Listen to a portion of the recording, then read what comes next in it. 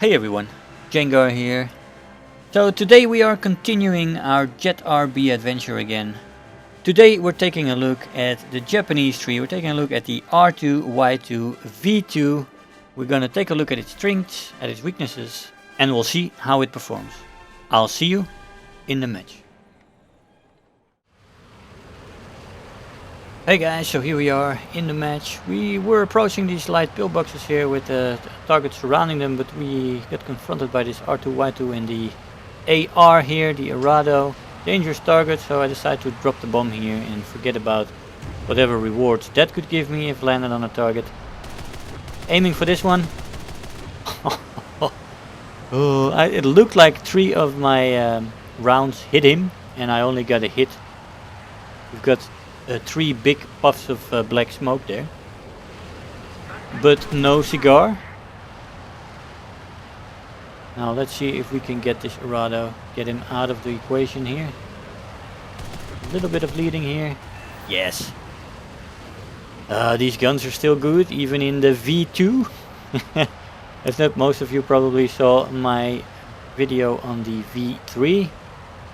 There's 3 of these planes in the game and I flew out the 3rd one first, and I'm now working on the 2nd one, which is quite nice. Apparently it's slightly faster and it can turn a little less good, but all in all it's still an R2Y2, which means you have a bomber spawn. You get a nice big bomb to throw around, but the bomber spawn is the most important, because the climb rate on this plane is not too good.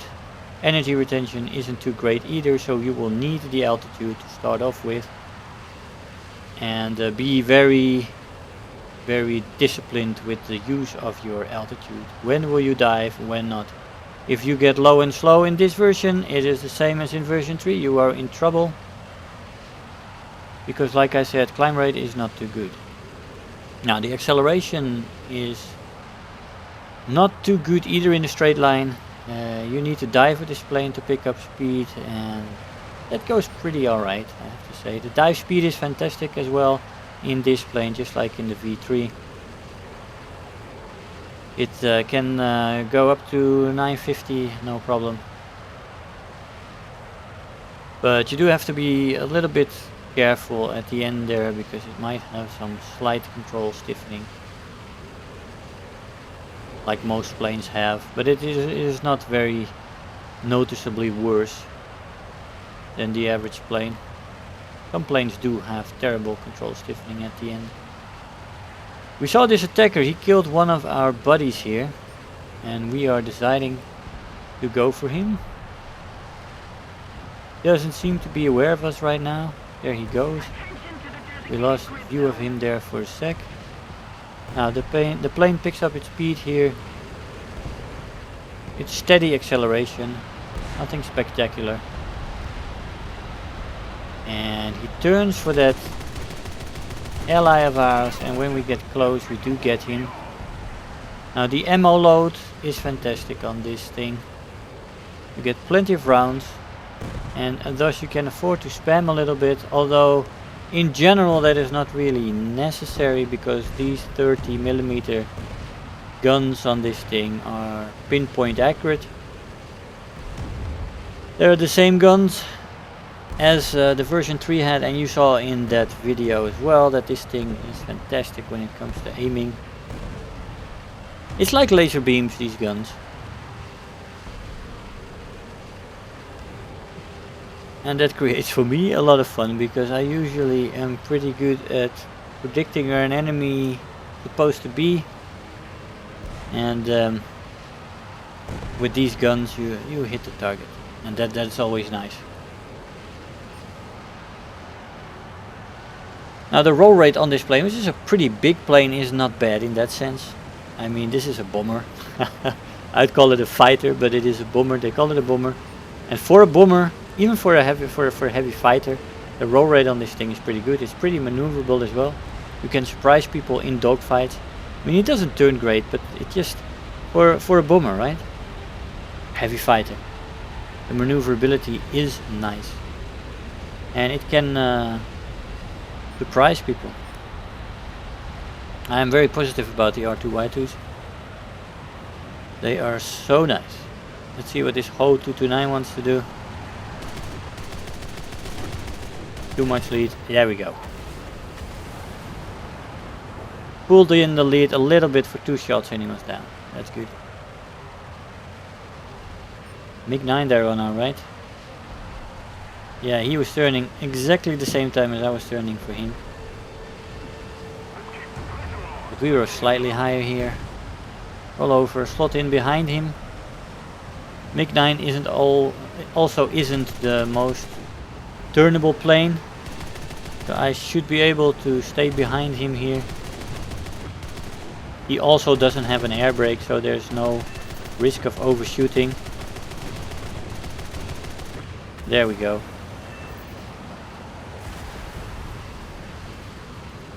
Finally got him. I believe in this match I didn't have the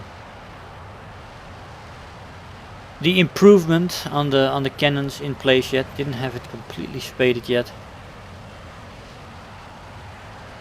And thus you might have seen there a little bit more spread on the guns. Oh, just missed that. That's a V1. They are quite similar to each other. Well, this one is a little bit faster than the V3, which is a little bit faster than the V1.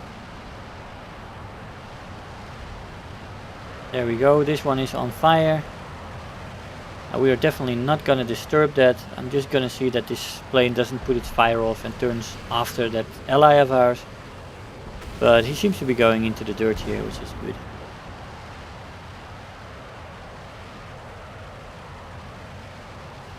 Now we've got a little ways to fly here. Look at that, look at that. That was a nice, nice picture there. Nice clouds. Although I have experienced some more cloud thunder again lately, where the clouds were from like 1,000 meters to 3,000-4,000 meters. Thick pack of clouds throughout the whole match. Those matches aren't too fun, I have to say. Because a lot of the tactics that are involved, positioning, go out the window when that happens. And it's just sometimes just pure luck where you end up seeing somebody or not. But all in all, if you look at the scenic pictures on the right here, it looks quite nice. Now let's see, this ME262 over there, he seems to be going for their airfield. And I don't know, yeah, he is. And I probably won't catch him in time.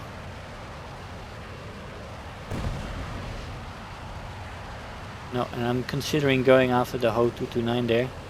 You see the energy retention on the plane is pretty good. We're in a slight climb and we're picking up speed. It's holding its speed quite nicely. In a straight line, that is. As you see, the moment you make a turn you lose hundreds of kilometers. We went from 660, 670 to 390 or something. Fighting in the vertical is not this plane's main strength. You lose a little bit of altitude when you're boom and zooming every time you do that. So you need to be very aware that you're giving up your altitude when you dive. And you come back up, you lose a little bit of altitude every time. So be careful of that, and also be careful of that when there's somebody behind you. You've got to be very calculated in that. Because a lot of planes do climb better than this one. And lose less speed. They bleed less speed in the vertical. 4 kills so far, and we are approaching this Ho 229. I still have a few allies in the game as well, but they are far away. This is going to be a duel. I hold the energy advantage here. But the Ho 229 is a great turner at low speeds. Not at higher speeds, it will rip everything it has. On higher speed turns. Oh man, I tried the Ho 229 a little bit and I have to completely adjust my flight style because all my favorite maneuvers, you can't do those in the Ho 229. It rips the wings. But well, that's for another episode. Let's see how we combat this thing in the R2Y2. Now he's gonna turn here and we can't make that turn. We can't roll with that. So we're going back up. We gotta do some evasive here.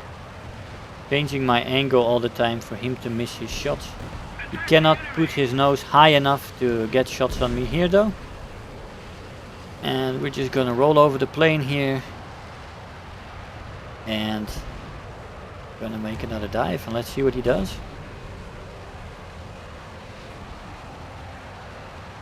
There he is, he turned around already, he's coming up.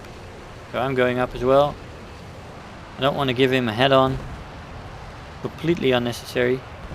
This engagement is completely in my hands, and if I screw it up he gets the kill, and screwing up would mean taking a head on here.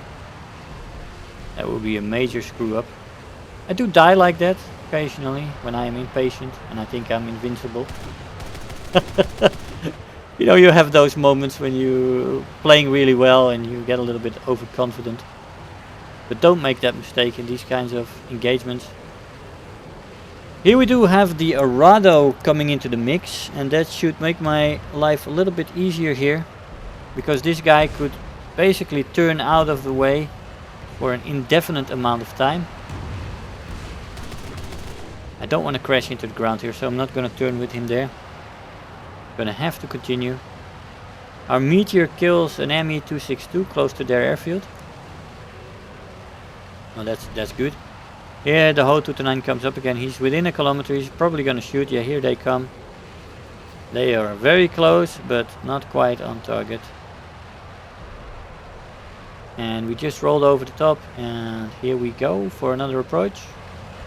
I'm expecting him to turn to the right here.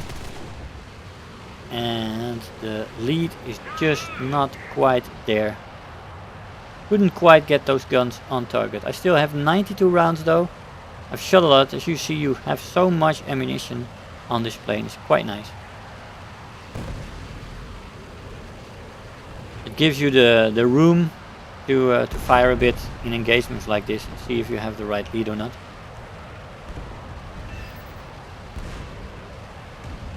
Now here we go. Let's see, we're above him again. Let's see what he does. I love these kind of engagements where you have to be patient and it's a real nice duel. Although the Arado, I don't know where the Arado went, by the way. Did he just pass through the area? Did he get hit by that guy, or did he just extend out? Oh, there he is again. Yeah, he extended out. He made a long boom and zoom pass. Well, let's hope he doesn't kill him here. I want this kill. Been busy with this guy for quite a few minutes now. And here we get into range. Yes, and there we finally get the right angle. And we get the kill. Now that was the last target in the match. Very nice that Meteor got the other two there at the airfield. It's quite nice. Good match. Great teamwork. It was a mixed battle, unfortunately. It happens these days, you know. Especially at certain hours when there's not many jet pilots flying. Alright, 5 kills. We got the ace. We got first place in the team with that. Let's see what kind of rewards we got for that performance.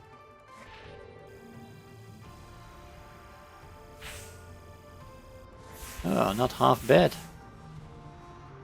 We've got Survivor, Terror of the Sky, 120,000 Silver Lions and 6,500 research points. First in the team, 5 kills. I'll see you in the conclusion.